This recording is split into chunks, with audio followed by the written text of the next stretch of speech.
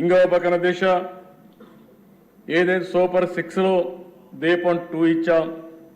దీన్ని కూడా రాబోయే 4 నెలలు ఎవరైతే గ్యాస్ కావాలో తీసుకునే వెసులుబాటు ఇచ్చాం. దాన్ని కూడా మేము ఆలోచిస్తున్నాం, కేంద్రంతో మాట్లాడుతున్నాం. ఒకవేళ వాళ్ళు డబ్బులు కూడా కట్టే పరిస్థితి లేకుండా ఇప్పుడైతే 48 అవర్స్లో వాళ్ళ అకౌంట్కి డబ్బులు పోతుంది. అట్లా కాకుండా వీలైనంత వరకు నేరుగానే ఇచ్చే ఏర్పాటు చేసుకుంటే మనమే ఆ డబ్బులు వాళ్ళకి ఇచ్చే అవకాశం వస్తుంది. దానికి కూడా వర్కౌట్ చేస్తున్నాం అని చెప్పి కూడా నేను మీకు తెలియజేస్తున్నా. గ్రామాల్లో పనులు, రోడ్లు మరమ్మతులు పెద్ద ఎత్తున చేపట్టాం. 150 రోజుల్లో లక్షల కోట్ల రూపాయలకు పెట్టుబడులకు మళ్ళీ శ్రీకారం చుడుతున్నాం. నేనేదో ఈరోజు అన్ని చేసామని చెప్పడం లేదు. ప్రజలకు కూడా విజ్ఞప్తి చేస్తున్నా. కొద్ది కొద్దిగా నమ్మకాన్ని కల్పిస్తున్నాం. నమ్మకంతో ఒక్కొక్కరే వస్తున్నారు. కానీ ప్రజల్లో కూడా ఒక అనుమానం ఉంది.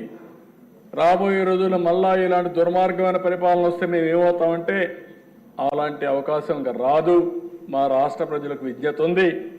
వాళ్ళ భవిష్యత్తు కోసం మేము అన్నీ చేస్తున్నాం. కాబట్టి ధైర్యంగా వచ్చి పెట్టుబడులు పెట్టండి. ఆ పెట్టుబడులకు భరోసా మాదని చాలా స్పష్టంగా హామీ ఇస్తున్నాం.